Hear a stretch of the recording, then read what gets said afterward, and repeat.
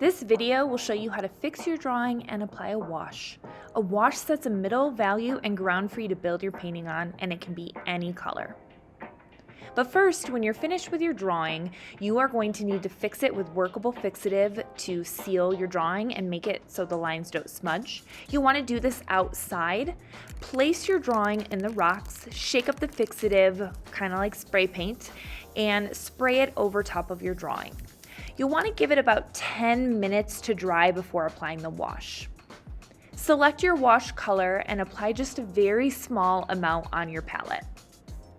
You'll need your palette with a small amount of paint, a large brush, cup of clean water, paper towel, and your drawing. Just dip the tips of your bristles into a small amount of paint. Tap it or blot it if needed. Dip your brush into water to thin the paint into a watercolor consistency. Spread the paint on your paper using only water to spread it out as evenly as you can. Make sure your pencil lines do show through because you'll need them for your painting, of course. So you probably won't need any more paint on your brush. You'll probably just keep dipping it in your water to spread it out and create, again, as even as possible. But even if you see slight variations in color or brush stroke, that's totally fine.